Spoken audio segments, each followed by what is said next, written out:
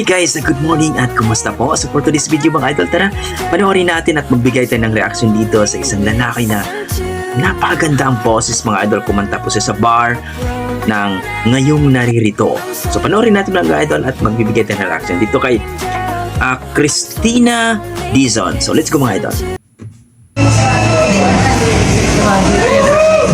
Ready na si kasama,